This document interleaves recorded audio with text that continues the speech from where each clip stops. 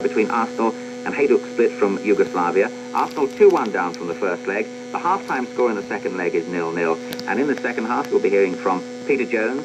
Laurie McMenemy, the Southampton manager, is there for us tonight as well. And first, Alan Parry. Thank you, Desmond. Welcome back to Highbury. A crowd of around 40,000 enjoying the usual splendid half-time entertainment from the police band, and no doubt ruminating on the fortunes that Arsenal enjoyed in that first half.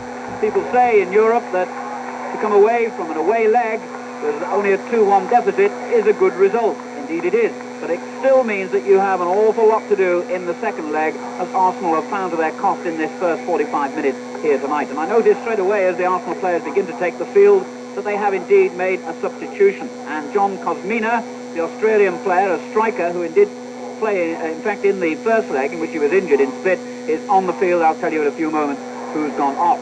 But the complete lineup for the visitors, Hadjuk Split, they're the unfamiliar names, of course, to British listeners. In goal, Ivan Vodimčević. It's his first game of any kind this season. He's in because the regular Kozic has broken a bone in his hand. Now, the defence is lined up in a rather curious formation. Basically, they have Ruzic, who played for Yugoslavia against Romania, one of four of this Split side who played in that international a week ago. He's the sweeper.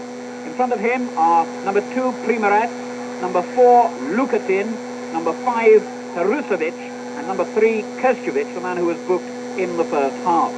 In midfield, they've really only had two players, Jovinic and Djordjevic, the man who scored the second goal, the winning goal in Split in the first leg.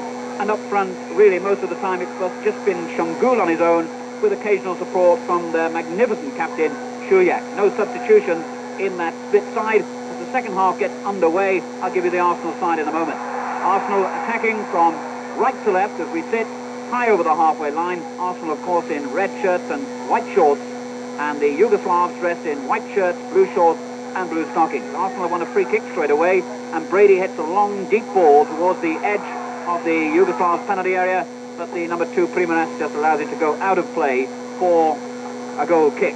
So the Arsenal side, I'm still not quite sure who's gone off, in fact, for them. I think it's Healy. Yes, indeed it is. Mark Healy, the young number 10, the player who was signed a year ago from Peterborough. He's the man off, replaced by Kosmina. So the Arsenal lineup, Pat Jennings in goal. The back four, their captain, Pat Rice, David O'Leary, Willie Young and Sammy Nelson. In midfield, David Price and Liam Brady. They'll be the only two, I should think, in midfield now, with Kosmina pushing up in attack alongside Steve Gatting, Frank Stapleton and Graham Ricks.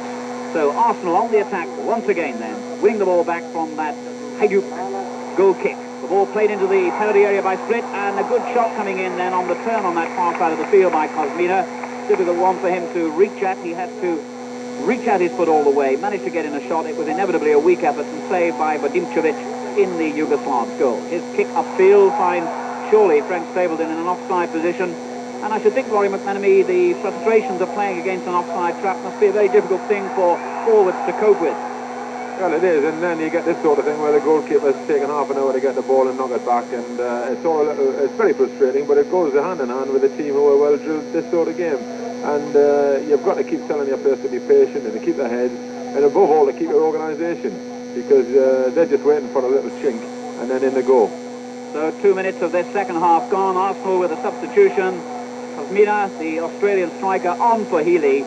Still looking for the one goal they need just to bring them back into the picture, of course. Although it must be repeated that a 1-0 win for Arsenal tonight would be enough. They score that vital away goal in Yugoslavia in the first leg. So a 2-2 aggregate scoreline would give victory and a passage in the last 16 to Arsenal on the away goals rule. But Arsenal still straining every effort for even a shot. I should think they'd be happy to get on target, because frankly there were very few on target efforts during that first half. And as I speak, for a little bit of time wasting by Lukatin, the 25-year-old centre-back of Hadjuk Split, he's going to be shown the yellow card by the Italian referee, Mr. Michelotti. So that's the second Split player to be shown the yellow card in the match. The other one, Krstovic, during the first half. So two of their players on a yellow card. And if they do make progress in the competition, that could be critical, of course. Two bookings in Europe, then you automatically miss the next game. Finally, the throw is taken. It's thrown downfield, collected by Jennings, the Arsenal keeper. A long kick upfield by him, but then it's picked up by Djordjevic. Djordjevic making a good run towards the Arsenal goal. Lays it forward to Şengül, the striker. But again, beautiful skill by David O'Leary, this so composed Arsenal centre-back. clearance upfield by him. Flicked on by Rick towards Price on the halfway line. Price going through two strong tackles. And finally looks to me to be pushed off the ball by the meaty shoulders of a Yugoslav defender. The referee agrees. So that's going to be a free kick to Arsenal. Just inside the split half on this near side of the field. Just down beneath us on the Arsenal left. Brady takes it short to the tall centre-back Willie Young, getting himself in a little bit of a muddle there, Young and Brady. And finally Brady forced to play the ball against the shins of Hadjuk to win the throw for Arsenal. On the halfway line, he'll take it himself. Liam Brady would throw down the line. Stapleton tackled from behind, but still works the ball to Ricks. Ricks through the legs of a split defender. Stapleton again tackled from behind, but the referee says play on, as Lukatin plays the ball down the line. A little bit of a scrappy start to this second half. And finally it's another throw to Arsenal, just inside the split half, just down beneath us, taken by Nelson. To Ricks with his back to goal. Back to the fullback Nelson. Not a good ball by him. Picked up again by the Yugoslavs in midfield. It's O'Leary then who intercepts on the halfway line. Forward to Nelson. Nelson forward, and the offside flag stays down as Price goes racing towards that split goal, and it's brought down on the edge of the Yugoslav penalty area. And that was an intelligent piece of play, really. Arsenal defied the offside trap then, probably for the first time in this game. And just when it seemed that David Price was through, he was hauled down on the edge of the split penalty area. And that will be a free kick then to Arsenal, no more than a yard from the penalty box. Liam Brady, who's lethal from these sort of positions, scored 9 goals already this season, Liam Brady. His most for several seasons. Lines up in front of a white-shirted wall of Yugoslav defenders. 4, 5 men in the wall. There's an Arsenal man in there too. What can the magic of Brady produce from this? He runs up now and hits it left-footed straight into the wall. So his magic didn't really work then, as Hadjuk breaks clear and Split really do counter-attack very quickly. Hadjuk is already halfway inside the Arsenal half. This time in an outside right position. What a good player the Yugoslav national captain is. He goes down this right touchline, cuts in field towards the Arsenal penalty area. Tackled by Brady, and finally the ball behind for a corner, a rather controversial award as far as the fans at that far end are concerned. The first corner that Split have won in this game with 5 minutes of the second half completed. That tells the story of Arsenal's domination of the ball, but it also tells the story of how dangerous Split can be on the counter-attack as they were then. Hadjuk will take the corner himself. Looks as though it might be an in-swinger with his left foot. Short, in fact, towards the near post. Not clear again. And that'll be a throw-in to Hadjuk Split, halfway inside the Arsenal half, a little deeper than that perhaps, as Lukatin comes across to this near side. He's the number 4 to take it. Tries to lob it over the head of the Arsenal defender. Nelson does so, but Nelson recovers again and has the ball now near his own corner flag. Lukatin challenging him, barring him space. Nelson still hemmed in by his own corner flag. Difficult situation this for a defender. He has Lukatin breathing down his neck and he still has the ball, Nelson. In the end, the referee, I think, will have to intervene. I think they have decided that Lukatin pushed him in the back, but it doesn't matter anyway because the ball will be Arsenal's. A throw-in at the very least. Yes, a throw-in. Nope, the referee decided it will be a free kick. Nelson will step back and take it. 6 minutes gone in the second half. Arsenal 0, Hadjuk Split 0. And that means the Yugoslavs still have a 1-goal lead on aggregate. As Nelson's free kick, surely a push on the back of Kosmina then. Referee waves play on as Stapleton gives it away again. And the sweeper Rusic plays it forward for Hadjuk Split. The ball played right and then left to Shungul on that far side of the field. He's given it away though. Flicked forward again into the Yugoslav half. And the referee angering the Arsenal players for some reason then, I'm not sure why. Certainly Pat Rice, the Arsenal captain, having a word with the Italian referee. The players continue. And Split are in possession, halfway inside their own half. Nelson makes a good challenge on the number 10, Djordjevic. And Djordjevic wisely decides to play the ball back to his goalkeeper, Bodimcevic, who throws a long, long ball out to that far side of the field. Once again, Shungul is in a good attacking position as the ball is played down the left touchline to him. That's the Yugoslavs' left, far side of the field as we sit over the halfway line. Ball out of play for a throw-in. Again, quickly taken, but a little bit scrappy again by Arsenal. And the ball won back by Djordjevic for Hadjuk Split on the halfway line. Hadjuk forward, and then a good ball finds Lukatin. Lukatin in the inside right position swings it towards the Arsenal penalty area. And although Shungu was coming across, Jennings had read that one well, came off his line and connects. Bowls it underarm to O'Leary. O'Leary tall, commanding figure, comes up now into the split half. Lays it down the line for the Australian Kuzmina. A difficult ball, though, given straight to the Yugoslav defence. And they're in possession now, halfway inside their own half, with the sweeper Ruzic on that far side. But Arsenal win it back. Brady plays a quick ball through for Stapleton to chase. The goalkeeper's off his line. A dramatic leap by the goalkeeper. And it was effective in the end, but I think, as you were saying, Laurie McMenemy, in the first half, he tends to try to make the most of things, this keeper, although in the end he was effective once more. I'm not sure if he's Italian or not, this fella, because he's floating around like one. He could have taken ballet lessons, but he went in for that, feet first, and his hands followed. He's probably safety first, but he got the ball in. I think even the referee was surprised, but they haven't found a way through yet here, you know, and they're looking even more solid to me. Well, Arsenal have just been awarded a free kick inside their own half, which O'Leary, their centre-half, will take. Drives a high ball to the edge of the split penalty area. Headed away again, though, by the Yugoslav defence.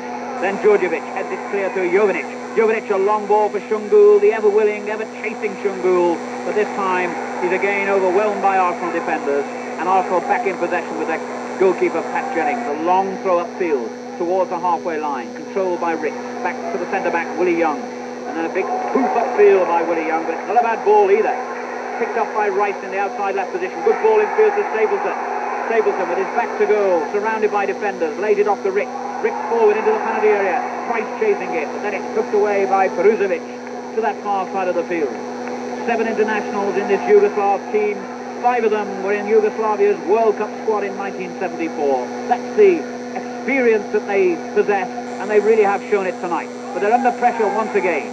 Arsenal win a throw. The ball played forward to Brady near the corner flag. Brady back to Nelson. Nelson forward. Willie Young just comes roaring upfield, but he's out-headed, and you don't see that very often, by Primorac. But Arsenal pick up the loose ball again. Ricks can't keep it in play, and finally it goes over the line for a throw-in to the Yugoslavs. And I noticed, Laurie, a little bit of an interesting tactical switch by Arsenal. The fullbacks, Rice and Nelson, have switched wings. Why do you think that is? Well, I don't know. I think they're trying anything here now, but they've got to get people in from the back somewhere, and you know, that's their form anyway. Arsenal normally do get full-backs in, and sometimes they're one of the few teams that get both full-backs in together. But as I said before, they've got to be careful that they don't go balmy and lose their discipline. I think one of the interesting things to me, you know, is, Alan, that we got Willie Young in a situation before, in a tight situation, and he did a little bit of fancy stuff, and the crowd roared. Now, if you get one of their defenders in a similar situation, it's no surprise when they get their way out of it. And I think that's an indication of the differences between the types of football played on the continent and in England. Yes, an interesting and many would feel a valid point. 10 minutes gone in the second half. Arsenal 0, Hadjuk Split 0, and that means that the first leg scoreline of 2-1, of course, still favours the Yugoslavs. As their goalkeeper kicks a deep ball into Arsenal territory. Willie Young misheaded that one then, but O'Leary was on hand to flick it back to goalkeeper Jennings. So Arsenal begin to build from the back again, but there's a long, hopeful ball upfield by O'Leary. Kuzmina jumping high and jumping well, but again it's won back by the Yugoslavs on the halfway line. A ball played deep into the Arsenal territory. Šojak is not offside, and Nelson makes a timely interception. And then hits another deep ball into the Yugoslav territory, and that's really playing straight into their hands. The sweeper Ruzic, who won his 3rd cap for Yugoslavia in last week's international against Romania, plays the ball back to goalkeeper Vodimčević. He bowls it over arm and will wait to receive the return ball from a defender. Sign very much on the side of the Yugoslavs, of course. Experienced team in Europe, reached the semi-finals of the Cup Winners' Cup in 1973 when they were beaten by Leeds United, and have played, as Laurie McMenemy was saying, an awful lot in Europe. Arsenal coming forward again. The ball played towards Kuzmina. Kuzmina's got away from the tackle. He could get a shot in here. He does so, but it's scrambled clear. The first break for Arsenal in this second half. It came from nothing. Kuzmina battled away well with Peruzovic, the big tall centre-back. Managed to get in his shot, and it's won a corner for Arsenal, which is played behind by Ricks. And the referee has signalled something. I'm not quite sure what he wants to give, but he's going to give a goal kick. And now some later scores coming in from other matches. Nottingham Forest 3, AEK Athens 1, so the Greek side have pulled one back, but Forest, of course, still well ahead on aggregate. And a remarkable scoreline from Holland. PSV Eindhoven 2, Glasgow Rangers 3, so with just a couple of minutes to go, Glasgow Rangers looking to pull off one of the results of the season in Europe. That really would be a tremendous performance by the Scottish champions. PSV Eindhoven 2, Rangers 3, near the end of that game. And Standard Liège, I understand, have scored a second goal in Belgium against Manchester City. That's Standard Liège 2, Manchester City 0. I'll break off for a moment as Arsenal come forward again with Brady just outside the Yugoslav penalty area. Defenders facing him, so he rolls it back to Nelson. Nelson, a high ball towards Kosmina. Kosmina heads it towards goal, and Vadimčević just managed to save. Just continuing with that news from Belgium, where Gary Owen, the Manchester City midfield player, has been sent off. So Manchester City might have a real battle on their hands. That's 4-2, of course, to City on aggregate, but they've lost 2 goals and lost a player, Gary Owen, sent off. So Standard Liège 2, Manchester City 0, the latest score in that match in Belgium. Continuing with this match here in Highbury, the boos you can hear are for a blatant foul by Krstjević on Liam Brady, and Krstjević, having already been shown the yellow card in the first half, is walking a tightrope doing that sort of thing right in front of the referee as well. It was on Brady, he blatantly pulled him back by the shirt, and there's an incident between Brady and Krstjević. And Krstjević is making the most of this, although Brady, quite frankly, did elbow him in the ribs. But Krstjević is an enormous man, and there was no way what Liam Brady did to him would have caused him to go down as though he'd been hit by Muhammad Ali, which is exactly what he did do. Brady will be called over and may face some sort of discipline from the referee here. It was a silly thing to do by Liam Brady. He'd already had the free kick. It's easy to say, for me to say that, when he'd had his shirt pulled back. And in the end, both players escaped with a telling off, and they might be lucky to have done that as well, especially Krstjević. Free kick to Arsenal, floated into the penalty area by Rick. Willie Young climbs high, it'll break to Gatting. Oh, it hits the bar! It'll come out for Stapleton. Oh, a great save by the goalkeeper. How did he keep that one out? Gatting kick, hit the bar, the ball bounced out again to Stapleton. His downward header was somehow saved by Vadimčević. It was a magnificent save that Pat Jennings at the other end would have been quite proud of. Tremendous save. I'll ask Laurie McMenemy about that in a moment, but in the meantime Arsenal continue the pressure because they've just been awarded a free kick just outside the Yugoslav penalty area. This is more like it, Arsenal. 15 minutes gone in the second half. At last they're threatening danger. Still 0-0, still 1 goal down on aggregate. And Sheryak, the captain of Split, been called across to have a word with the referee.